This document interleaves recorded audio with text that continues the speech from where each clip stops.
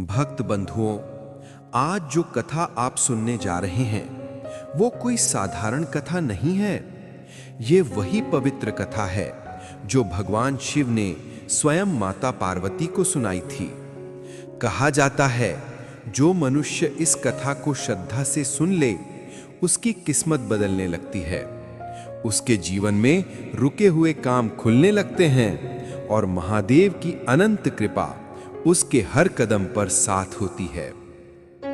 पर एक बात ध्यान से सुनिए, गरुड़ पुराण में कहा गया है कि किसी भी दिव्य कथा को बीच में छोड़ देना सबसे बड़ा पाप है। इसलिए इस कथा को अधूरा मत छोड़िएगा, इसे अंत तक जरूर सुनिए, क्योंकि कई बार नहीं सैकड़ों बार कहा गया है केवल कथा सुनने मात्र से भी मनुष्य का भाग्य बदल सकता है। भक्त बंधुओं, जीवन में न जाने कितनी परेशानियां हैं। धन की कमी, परिवार की चिंता, स्वास्थ्य की समस्या, मन का अशांत होना। लेकिन भक्त बंधुओं, महादेव के नाम का स्मरण और दिव्य कथा का श्रवण इन सब दुखों को पल भर में हल्का कर देता है। तो चलिए अपने मन को शांत कर लीजिए, अपनी श्रद्धा को जागृत कर लीजिए, क्योंकि आज की ये कथा आपकी किस्मत को नई दिशा देने वाली है। अब बिना किसी विलंब के सुनते हैं वो पावन कथा जो स्वयं भगवान शिव ने माता पार्वती को सुनाई थी। एक दिन कैलाश पर्वत की शांत, दिव्य और स्नेह से भरी वादियों में भगवान शिव ध्यान से बाहर आते हैं। हिमालय की ठंडी हवा शिवजी के जटाओं को छूकर आगे बढ़ जाती है। पास ही माता पार्वती बैठी हैं, उनके मुख पर सौम्यता है, आंखों में जिज्ञासा की चमक। माता पार्वती धीरे से कहती हैं, स्वामी, मैं अक्सर सोचती हूं मनुष्य की किस्मत आखिर किन बातों से बदलती है, कौन सी बातें उसे ऊपर उठाती हैं और कौन सी गिरा देती हैं। भगवान शिव मुस्कुराते हैं, देवी, ये प्रश्न बहुत सरल भी है और बहुत गहरा भी। मनुष्य स्वयं अपनी किस्मत का निर्माता है, लेकिन उसके मन में बैठे कुछ दोष उसके भाग्य का द्वार बंद कर देते हैं। आज मैं तुम्हें एक कथा सुनाता हूं। इस कथा में जीवन का सार छिपा है और समझने वाले के लिए पूरी किस्मत बदलने की शक्ति भी। माता पार्वती उत्साहित होकर थोड़ा और करीब आ जाती हैं। कृपया सुनाइए महादेव। शिव जी कहते हैं, देवी, ये कथा एक छोटे से गांव की है। इस गांव को मैंने एक दिन साधु का वेश धारण कर घूमते हुए देखा था। शुरू होते ही दृश्य बदल जाता है। एक छोटा सुंदर गांव, कच्चे रास्ते, मिट्टी की खुशबू, कहीं लकड़ी का धुआं हवा में घुलता हुआ, बच्चे खेलते हुए और कुछ लोग खेत से लौटते हुए दिखाई देते हैं। भगवान शिव साधु का रूप धारण किए धीरे धीरे गांव में प्रवेश करते हैं। हाथ में कमंडल, कंधे पर एक पुराना बैग, चेहरे पर तेज पर बहुत विनम्रता। शिवजी एक घर के सामने रुकते हैं। घर बहुत बड़ा नहीं था, दीवारें थोड़ी टूटी हुई पर साफ सुथरी। दरवाजे पर एक साधारण सी स्त्री धान साफ कर रही थी। उसका चेहरा थका हुआ लग रहा था, जैसे कोई बड़ी चिंता भीतर ही भीतर खा रही हो। ये थी अमित की पत्नी। साधु कहता है, मां, क्या थोड़ा भोजन मिल सकता है? स्त्री पहले थोड़ा झिझकती है, फिर भीतर जाकर एक सूखी रोटी और थोड़ा सा नमक ले आती है। उसके चेहरे पर शर्म भी थी और दुख भी, मानो कह रही हो कि इससे अधिक देना चाहती हूं पर दे नहीं सकती। साधु मुस्कुराता है, मां, चिंतित मत हो, रोटी छोटी या बड़ी नहीं होती, भावना बड़ी होती है। इसी बीच घर का मालिक अमित बाहर आता है, चेहरे पर चिंता, मन में उलझने। साधु को देखता है और सम्मान से सिर झुकाता है। बाबा, क्षमा करना, आजकल स्थिति ठीक नहीं है, हमारे पास बहुत कुछ नहीं है।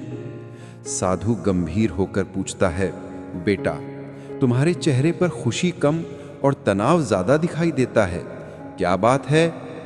अमित गहरी सांस लेता है, बाबा, हमारी हालत इसलिए खराब है क्योंकि मेरे दोस्त, मेरे आसपास के लोग सब तरक्की कर रहे हैं। उन्हें अच्छा घर मिला, अच्छी नौकरी मिली, धन मिला, सब कुछ मिला, लेकिन मुझे नहीं मिला। बाबा जी, मुझे अपने ही मित्रों की उन्नति देखकर दर्द होता है। मैं समझ नहीं पाता कि मैं कहाँ गलत हूँ। साधु धीरे से मुस्कुराते हैं। बेटा, यही तो तुम्हारी दुखी किस्मत का सबसे बड़ा कारण है। अमित चौंकता है। कारण? कैसे बाबा? साधु कहते हैं, क्योंकि तुम अन्य लोगों की खुशी से जलते हो। जो व्यक्ति दूसरे की तरक्की सह नहीं पाता, उसकी अपनी तरक्की का द्वार हमेशा बंद रहता है। ईर्ष्या मनुष्य की किस्मत को बांध देती है, जैसे भारी पत्थर किसी नाव को किनारे से आगे नहीं बढ़ने देता। अमित की पत्नी भी सुन रही थी। उसकी आंखें नम हो जाती हैं। वो धीरे से कहती है, बाबा, हम तो बस यही सोचते थे कि शायद भाग्य हमारा साथ नहीं देता। साधु उत्तर देते हैं, भाग्य हमेशा साथ देता है। बस मन से उन गांठों को खोलना पड़ता है जो किस्मत को रोक देती हैं। सुनो, मैं तुम्हें कुछ बातें बताऊं। अगर तुम इन्हें जीवन में उतार लोगे तो तुम्हारी किस्मत बदलने से कोई नहीं रोक सकता। अमित उत्सुकता से पूछता है, कौन सी बातें बाबा? साधु अमित और उसकी पत्नी के सामने बैठकर समझाते हैं। पहली बात, कभी किसी और की खुशी से मत चलो। हर आत्मा का अपना मार्ग, अपना फल, अपना समय होता है। दूसरी बात, कभी किसी को गिराने की कोशिश मत करना। जो दूसरों के लिए गड्ढा खोदता है, सबसे पहले वही उसमें गिरता है। तीसरी बात, जो तुम्हारे पास है उसमें संतोष रखो। जब संतोष आता है तभी धन का प्रवाह शुरू होता है। चौथी बात, हर दिन भगवान का नाम जपो।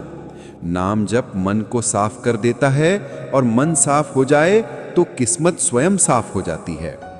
पांचवी बात, माता पिता, गुरु और अतिथि का आदर करो। इनके आशीर्वाद के बिना कोई तरक्की टिकती नहीं है। छठी बात, दया और करुणा रखो। जो दूसरों के लिए दीपक बनता है, उसके जीवन में अंधेरा कभी नहीं रहता। और सातवीं, हमेशा सत्य का मार्ग चुनो। सत्य कठिन होता है, पर अंत में वही तुम्हें ऊंचाई देता है। अमित और उसकी पत्नी दोनों के चेहरे पर जैसे अचानक शांति उतर आती है। वे साधु के चरणों में हाथ जोड़ते हैं। अमित कहता है, बाबा, आज की बात मेरी आंखें खोल गई।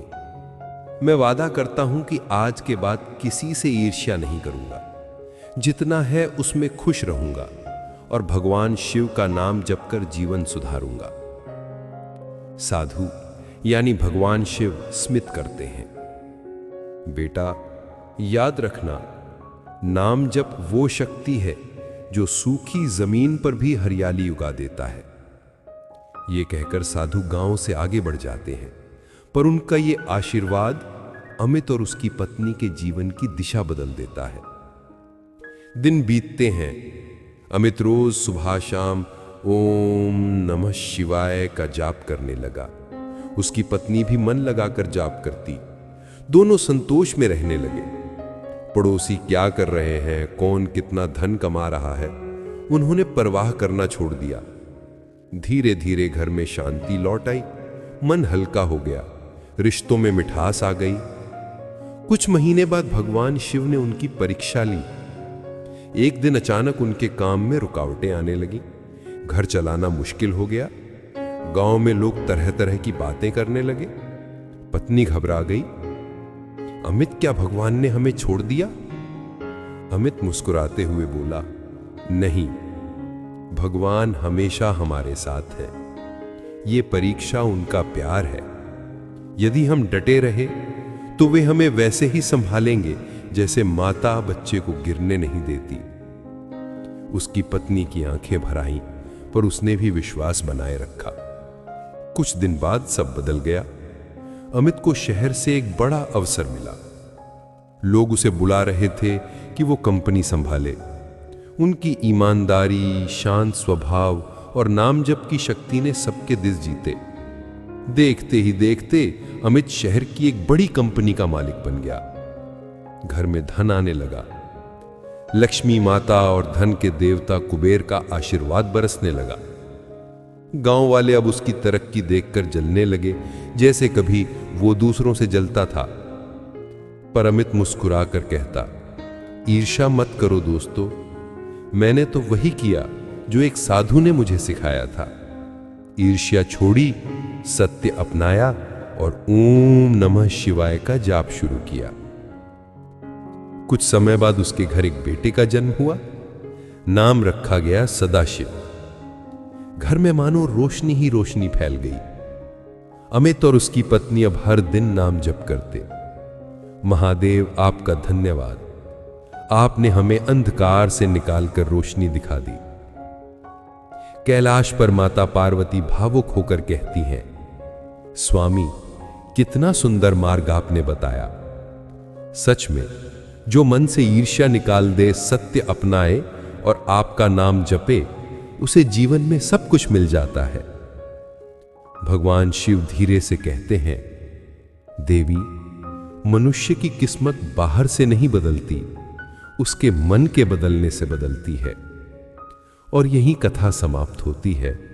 पर सीख यही कहती है, जो ओम नमः शिवाय का नाम जपता है, उसकी किस्मत में कभी अंधेरा नहीं रहता। कैलाश पर्वत की दिव्यता के बीच माता पार्वती अभी भी वही कथा याद कर रही थीं जो महादेव ने कही थी। उनके मन में कई सवाल उठ रहे थे। मनुष्य क्यों ईर्ष्या में जलता है? क्यों वह भगवान की दी हुई चीजों में संतोष नहीं करता? माता पार्वती धीरे से कहती हैं, स्वामी, आपने जो कथा सुनाई वो केवल एक दंपत्ति की नहीं थी। लगता है जैसे पूरी दुनिया उसी संकट से गुजर रही है। हर कोई अपने पड़ोसी को देखकर दुखी है, अपने मित्र को देखकर जलता है। क्या मनुष्य के लिए इस दोष से निकलना इतना कठिन है? शिवजी मुस्कुराते हैं, देवी, कठिन तो है पर असंभव नहीं। जैसे लोहे पर जंग लग जाए तो वो साफ हो सकता है, वैसे ही मन पर लगे दोष भी मिट सकते हैं, अगर चाहे तो। अमित और उसकी पत्नी ने चाहा, इसलिए उनका भाग्य बदला। माता पार्वती आश्चर्य से पूछती हैं, लेकिन स्वामी, उनकी परीक्षा क्यों ली गई? जो वे सुधर चुके थे तो फिर कष्ट क्यों? शिव की मुस्कान और भी गहरी हो गई। देवी, जब तक सोना आग में नहीं तपता, वो शुद्ध नहीं होता। मनुष्य भी तभी चमकता है जब वह हल्की फुल्की परीक्षाओं से गुजरता है। उधर पृथ्वी पर अमित और उसकी पत्नी का दिन धीरे धीरे सुधर रहा था, लेकिन उनकी यात्रा अभी पूरी नहीं हुई थी। जब कोई व्यक्ति बदलाव की राह पर चलता है, पहले मन बदलेगा, फिर परिस्थितियां और फिर किस्मत। ये 3 चरणों वाली यात्रा है। अमित रोज सुबह 4 बजे उठता। घर बाहर अंधेरा होता, हल्की ठंडक होती। वह अपने आंगन में मिट्टी पर चटाई बिछाकर बैठ जाता और शांत मन से ओम नमः शिवाय का जाप करता। शुरुआत में उसे बार बार मन भटकता। कभी पुराने दुख याद आते, कभी किसी दोस्त की तरक्की खटकती, पर वह खुद को संभाल कर बोलता, अमित, आज तुझे किसी से नहीं जलना, तेरा भगवान सब देख रहा है। उसकी पत्नी भी चुपचाप उसके पास बैठकर जाप करने लगी। धीरे धीरे दोनों के मन में एक अद्भुत शांति बसने लगी। घर छोटा था, पर अब उसमें संतोष की रोशनी फैलने लगी। गांव वाले हैरान थे कि इतने कम साधनों के बावजूद अमित और उसकी पत्नी इतने शांत और खुश कैसे दिखने लगे। लोग कहते, अरे, इनकी हालत तो पहले से भी खराब है, फिर भी हंस रहे हैं। और यही बात अमित को पहले समझ नहीं आती थी, पर साधु यानी भगवान शिव की सीख अब उसके जीवन में उतर चुकी थी। एक दिन अचानक गांव में बारिश नहीं हुई। नदी सूखने लगी। किसानों के चेहरे पर चिंता मंडराने लगी। गांव में अनाज की कमी हो गई। उस साल फसल बिगड़ गई और महंगाई बढ़ गई। अमित जैसे तैसे मजदूरी कर रहा था, पर आमदनी पूरी नहीं पड़ रही थी। उसकी पत्नी कई बार रात को रो देती थी, अमित, क्या भगवान हमसे नाराज हो गए हैं? अमित उसे सांत्वना देता, नहीं, नाराजगी नहीं, ये परीक्षा है। हमें हिम्मत से सामना करना होगा। धीरे धीरे उनका धन समाप्त होने लगा। कई बार रात को सिर्फ पानी पीकर सोना पड़ा, पर दोनों का विश्वास डगमगाया नहीं। एक दिन अमित काम की तलाश में शहर गया। उसने एक दुकान में पूछा, भैया कोई काम मिल सकता है? मैं कुछ भी सीख कर लूंगा। दुकानदार ने उसे ऊपर से नीचे तक देखा और हंसते हुए बोला, तेरी शक्ल देख के ही लगता है तू बड़ा बिजनेसमैन बनेगा। चल चल, यहां तेरे जैसे बहुत आते हैं। अमित निराश होकर बाहर निकल आया, पर सड़क के किनारे खड़े होकर उसने फिर आंखें बंद की और धीरे से बोला, ओम नमः शिवाय। हे भोलेनाथ, मुझे हिम्मत देना। उधर उसकी पत्नी घर पर बैठकर लगातार शिव जी का नाम जप रही थी। महादेव, आप साधु बनकर आए थे, आपने ही हमें रास्ता दिखाया था, अब हमें इस अंधेरे से निकालिए। कुछ दिन ऐसे ही गुजरे, पर अचानक एक सुबह गांव के चौपाल पर संदेश आया कि शहर की बड़ी कंपनी के मालिक को एक ईमानदार, भरोसेमंद व्यक्ति की तलाश है। गांव वाले एक दूसरे का मुंह देखने लगे। सब सोच रहे थे कि कौन जाएगा। कई लोग गए भी, पर कंपनी के मालिक ने सबको वापस लौटा दिया। अमित ये सुनकर बोला, एक बार कोशिश करके देख लेता हूं। गांव वाले हंसने लगे, अरे अमित, तूने तो अपने घर का कर्ज नहीं चुकाया, कंपनी क्या तुझे काम देगी? छोड़ दे। अमित मुस्कुराया, क्यों छोड़ दूं? मेरा भगवान कहता है कोशिश कभी खाली नहीं जाती। अमित शहर पहुंचा। कंपनी बहुत बड़ी थी। कांच की ऊंची इमारतें, बड़े बड़े गेट, सुरक्षा गार्ड, पार्किंग में लंबी कारों की लाइन। अमित ने ऐसी दुनिया कभी नहीं देखी थी। साक्षात्कार के लिए वह उस बड़े कमरे में पहुंचा जहां मालिक खुद बैठे थे। मालिक ने पूछा, तुम क्या काम जानते हो? अमित ने शांत स्वर में कहा, साहब, मैं सब कुछ नहीं जानता, पर जो भी काम मिलेगा उसे ईमानदारी से सीख कर करूंगा। मैं झूठ नहीं बोलूंगा, किसी के साथ गलत नहीं करूंगा और मेहनत पूरी दूंगा। मालिक उसकी आंखों में सीधी ईमानदारी देख रहा था। तुम्हारा नाम? अमित। तुम्हारी कोई सिफारिश? मेरी सिफारिश सिर्फ मेरा सच और मेरी मेहनत है। मालिक उठकर अमित के पास आया और बोला, तुम्हारे चेहरे पर एक अजीब सी शांति है। आजकल लोग झूठ बोलते हैं, दिखावा करते हैं, लेकिन तुम अलग हो। कल से काम शुरू कर दो। अमित की आंखों में आंसू आ गए। वो बाहर निकला और वहीं फुटपाथ पर बैठकर बोला, धन्यवाद भोलेनाथ, आपने मेरी आवाज सुन ली। धीरे धीरे उसका पद बढ़ा, उसका सम्मान बढ़ा, उसकी तनख्वाह बढ़ी। वो कंपनी का एक महत्वपूर्ण सदस्य बन गया। मालिक उसके काम से इतना खुश हुआ कि एक दिन उसने कहा, अमित, मैं बूढ़ा हो गया हूं। अब ये कंपनी किसी ऐसे इंसान को चाहिए जो ईमानदार, सच्चा और शांत हो। मैं ये कंपनी तुम्हें सौंपना चाहता हूं। अमित अवाक रह गया। साहब, मैं तो एक गरीब आदमी हूं। मालिक हंसा। गरीब वो होता है जिसके मन में ईर्ष्या, लालच और अंधेरा हो। तुम्हारे भीतर तो रोशनी है, संतोष है, भगवान का नाम है। और इस तरह अमित गांव का गरीब लड़का से कंपनी का मालिक बन गया। गांव में खबर पहुंची तो लोग पहले विश्वास नहीं कर पाए। अरे, यही अमित जो पहले दूसरों से जलता था? हाँ, वही जिसने अब नामजप से अपनी किस्मत बदल दी। कुछ महीने बाद अमित के घर एक बेटा हुआ। उसका नाम रखा गया सदाशिव। घर में खुशियों की बौछार शुरू हो गई।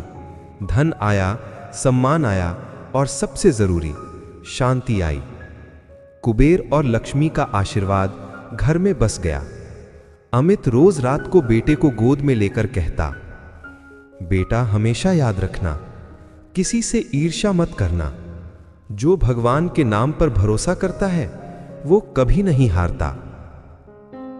कैलाश पर यह सब देखते हुए माता पार्वती ने शिव जी से कहा, स्वामी, मनुष्य अपने मन से ही बंधा है और मन से ही मुक्त भी।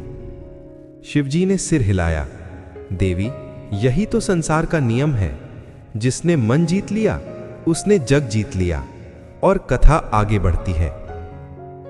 समय बीत रहा था और अमित का जीवन अब पहले जैसा नहीं रहा था।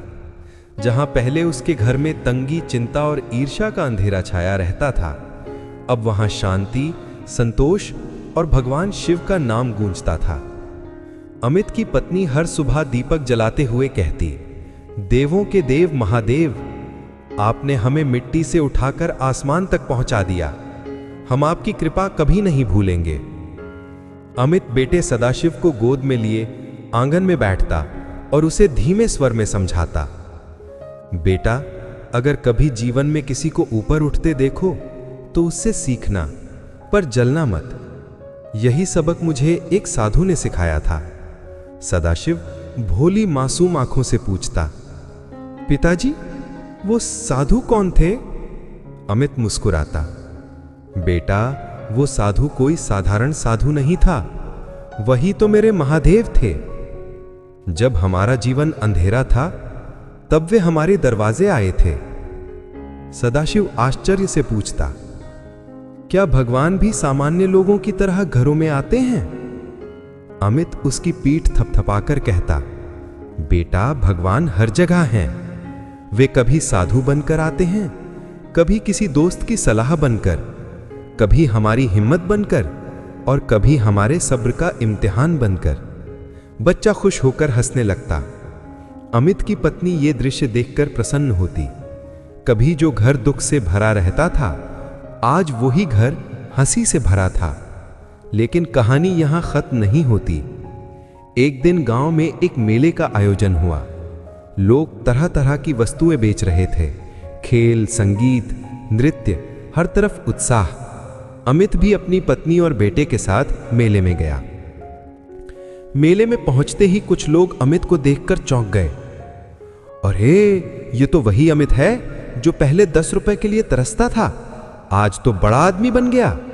हाँ भाई, भगवान की कृपा देखो, इसके पास तो अब भगवान की भी मेहर है। कुछ लोग खुश थे, लेकिन कुछ लोग अंदर ही अंदर जल रहे थे। वे धीरे से बातें करने लगे। देखा, ये वही है जो पहले हमसे सामान उधार मांगता था। हाँ, लेकिन अब इसके पास इतना धन है कि पूछो मत। अरे, इसकी क्या मेहनत, बस किस्मत पलटी है। अमित ने सब सुना, लेकिन मुस्कुरा दिया। पहले इन बातों से वो टूट जाता था, लेकिन आज नहीं। आज उसने भगवान शिव का दिया हुआ सत्य सीख लिया था।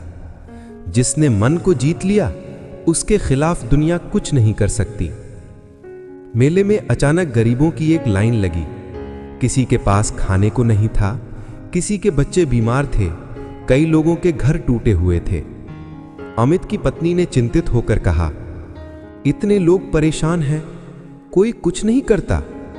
अमित शांत स्वर में बोला, अगर भगवान ने हमें इतना दिया है तो हमें भी किसी का हाथ पकड़ना चाहिए। वह अपनी कंपनी की टीम को बुलाता है, खाने पीने का बड़ा इंतजाम करता है। हर गरीब को भोजन, कपड़े और दवाएं दी जाने लगीं। अमित खुद हर व्यक्ति के पास जा जाकर पूछता, किसी को दिक्कत हो तो बताओ, किसी को रहने की जरूरत है तो बोलो, किसी का बच्चा बीमार है तो मैं डॉक्टर भेजूंगा। गांव वाले पहली बार समझ रहे थे कि अमित बदल चुका है। ईर्ष्या वाला अमित चला गया। आत्मविश्वास, संतोष और दया वाला अमित खड़ा था। एक बूढ़ा आदमी रो पड़ा और बोला, बेटा अमित, धनवान तो कई होते हैं, पर दिल वालों का धन सबसे बड़ा होता है। भगवान शिव ने तुम्हें बेकार में आशीर्वाद नहीं दिया, तुम सच में उस आशीर्वाद के योग्य हो। अमित की आंखें भर आईं। वह आसमान की ओर देखता है और धीरे से बोलता है, महादेव, ये सब आपकी कृपा है। मेले के बीच अचानक तेज हवा चलने लगी। लोगों को लगा जैसे कोई दिव्य शक्ति पास से गुजरी हो। अमित की पत्नी धीरे से बोली, अमित जी, ये हवा कुछ अलग सी लग रही है, जैसे कोई हमसे खुश हुआ हो। अमित मुस्कुराया, हाँ, ये वही हवा है जब चली थी जब साधु हमारे घर आया था। मेले से लौटकर अमित अपने घर के आंगन में बैठ गया। रात का समय था। चांद आकाश में उज्जवल रूप से चमक रहा था। अमित ने दीपक जलाया और बोला, भोलेनाथ, जो कुछ भी आपने दिया है वो आपके नाम का ही फल है। मैं हमेशा याद रखूंगा कि आपका दिया हुआ आशीर्वाद तभी टिकता है जब मन साफ हो, दिल शांत हो और जीवन में ईर्ष्या का नाम ना हो। माता पार्वती कैलाश पर्वत पर बैठी ये सब देख रही थीं। उन्होंने शिवजी से कहा, स्वामी, आपने कहा था कि मनुष्य की किस्मत बदल सकती है, पर मैंने पहली बार देखा कि कोई मनुष्य आपकी सीख को इतनी गहराई से अपनाकर अपना भाग्य बदल ले। शिवजी प्रसन्न होकर बोले, देवी, जब मनुष्य अपने दोषों को पहचान लेता है, उन्हें स्वीकार कर लेता है और बदलने की कोशिश करता है, तब देवता भी उसका मार्ग खोल देते हैं। माता पार्वती ने पूछा, तो क्या अमित की यात्रा यहीं समाप्त हुई? शिव बोले, नहीं देवी, ये तो शुरुआत है, क्योंकि जिसने नाम जप का स्वाद चख लिया उसका जीवन हर दिन नई ऊंचाइयों पर चढ़ता जाता है और कैलाश पर गूंज उठा, हर हर महादेव। अमित का जीवन अब सिर्फ उसका नहीं रहा था, वो गांव का आशादीप बन चुका था। उसकी बातों से लोग सीखने लगे थे। ईर्ष्या छोड़ो, संतोष अपनाओ, नाम जपो और भगवान की कृपा देखो। रात के सन्नाटे में अमित के घर से धीमी आवाज आती, ओम नमः शिवाय, ओम नमः शिवाय, और उस आवाज में ही उसकी पूरी कहानी बस जाती थी। शिवजी ने शांत स्वर में कहा, देवी, अब देखना, अमित और उसकी पत्नी के जीवन में जो परिवर्तन आएगा वो पूरे गांव के लिए एक उदाहरण बनेगा। पार्वती मुस्कुराई, महादेव, आपने स्वयं उन्हें मार्ग दिखाया है, अब वे उसी राह पर चल रहे हैं। उधर गांव में अमित और उसकी पत्नी साधना हर सुबह शिव नाम का जाप करते, ओम नमः शिवाय, ओम नमः शिवाय। घर छोटा था, साधनाएं कम थी, पर मन में संतोष पहले से कई गुना अधिक था। एक दिन सुबह साधना बोली, अमित, आज लगता है जैसे घर में कोई सकारात्मक ऊर्जा भर गई है। अमित ने कहा, हाँ, जब से हमने दूसरों से जलना छोड़ा है, मन में हल्कापन है, लगता है जैसे कई बोझ उतर गए हों। उसी समय दरवाजे पर दस्तक हुई। एक अनजान व्यापारी खड़ा था। उसने कहा, क्या आप अमित हैं? मुझे आपके बारे में किसी ने बताया। मुझे अपने नए प्रोजेक्ट के लिए ईमानदार सहायक की जरूरत है। अमित चौंक गया, पर मुझे तो व्यापार का खास अनुभव भी नहीं है। व्यापारी मुस्कुराया और बोला, अनुभव सीख लिया जाता है, लेकिन ईमानदारी नहीं। मैंने सुना है कि आप भरोसेमंद आदमी हैं। अमित ने विनम्रता से कहा, यदि मेरे काम से आपको लाभ हो तो मुझे खुशी होगी। वो व्यापारी चला गया, पर जाते जाते एक अवसर दे गया। अगले ही दिन अमित शहर गया और काम शुरू किया।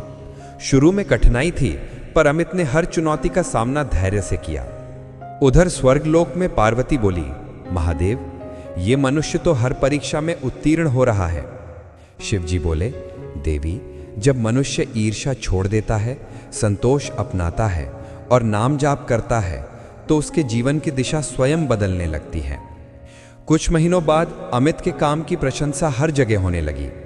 व्यापारी ने कहा, अमित, मैं चाहता हूं कि तुम अब मेरी कंपनी के मुख्य प्रबंधक बनो। अमित ने आश्चर्य से पूछा, मैंने तो कभी सोचा भी नहीं था। व्यापारी बोला, तुम्हारी लगन और सच्चाई ने तुम्हें इस स्थान पर पहुंचाया है। इस बीच अमित गांव कम ही आता था, क्योंकि काम बढ़ गया था, लेकिन जब भी आता लोगों से सम्मानपूर्वक मिलता, किसी से घमंड से बात नहीं करता। एक दिन गांव में चर्चा फैल गई, अमित अब बड़ा आदमी बन गया। हाँ, पर देखो फिर भी कितना विनम्र है, हमारे गांव का नाम रोशन कर रहा है। लेकिन कुछ लोग जलने लगे, इतना जल्दी कैसे आगे निकल गया? जरूर कोई चाल होगी, अब देखना नीचे आएगा।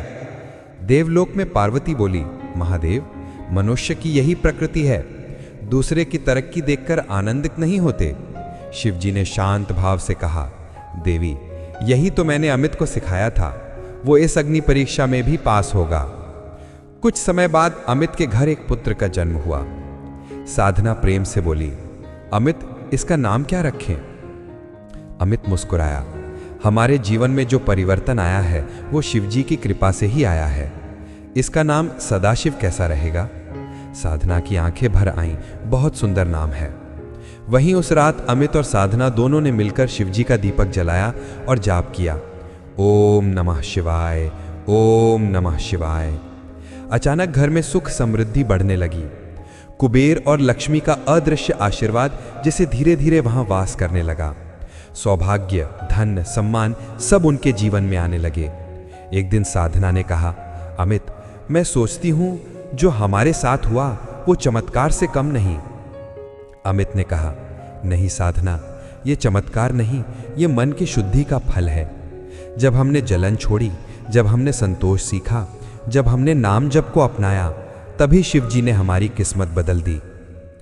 देवलोक में पार्वती बोली, महादेव, ये मनुष्य तो आपके उपदेश की जीवित मिसाल बन गया है।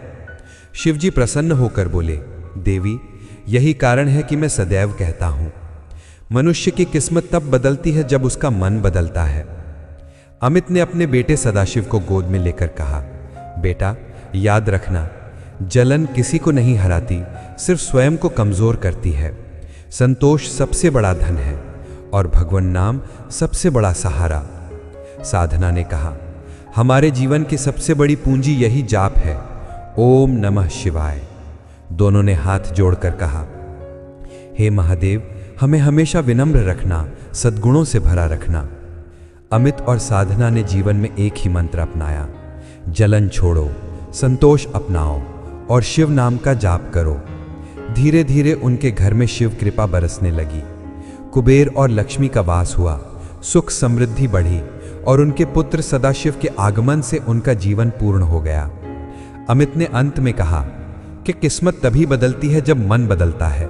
जिसने ईर्ष्या छोड़ी, संतोष अपनाया और ओम नमः शिवाय का जाप किया, उसके जीवन से दुख, दरिद्रता और भय सब दूर हो जाते हैं। साधना ने दीपक जलाकर कहा, नाम जप ही सबसे बड़ा सहारा है, सबसे बड़ा धन है और सबसे बड़ा समाधान। और उनके घर में गूंजती रही वही दिव्य ध्वनि, ओम नमः शिवाय, ओम नमः शिवाय। इस कथा का सार यही है कि जीवन में हमें भगवान की कथाएं अवश्य सुननी चाहिए, क्योंकि कथा केवल कहानी नहीं होती, ये मन का दीपक है, बुद्धि का प्रकाश है और आत्मा की शांति है। जिस तरह अमित और साधना ने शिव नाम का जाप अपनाया, अपने मन से जलन और नकारात्मकता को निकाल दिया, उसी प्रकार जो भी हर दिन कुछ पल ओम नमः शिवाय का जाप करता है, उसके जीवन से दुख, दरिद्रता और भय धीरे धीरे मिट जाते हैं। नाम जप मन को शांत करता है, घर में सुख समृद्धि लाता है और जीवन को सही दिशा देता है। इस भाग दौड़ भरी दुनिया में हम रोज अपने शरीर के लिए समय निकालते हैं, दूसरों के लिए समय निकालते हैं, परंतु अपनी आत्मा के लिए कुछ मिनट भी नहीं देते। याद रखिए, कथा सुनना आत्मा का भोजन है और शिव मंत्र का जाप आत्मा की शक्ति है। अगर आप भी अपने जीवन में शांति, स्वास्थ्य, धन और सफलता का वास चाहते हैं, तो हर सुबह और हर रात सिर्फ कुछ मिनट महादेव के मंत्र का जाप अवश्य करें। बस दिल से एक बार बोल दें, ओम नमः शिवाय, और देखिए कैसे धीरे धीरे आपके जीवन में महादेव की कृपा खुल के बरसती है। अगर ये कथा आपको पसंद आई हो तो अभी यही समय हमारे चैनल श्री ज्ञान को सब्सक्राइब करें, ताकि ऐसी दिव्य, प्रेरक और जीवन बदलने वाली कथाएं आपको लगातार मिलती रहें। अंत में एक छोटी सी प्रार्थना, जिस भी भक्त ने इस कथा को अंत तक सुना, भगवान शिव उस पर अपनी करुणा बरसाएं, उसका घर खुशियों से भरा रहे, उसका जीवन तरक्की से चमके, उसके दुख दूर हों और सुख 1000 गुना बढ़ जाएं। महादेव आपके हर कदम का मार्गदर्शन करें। हर हर महादेव।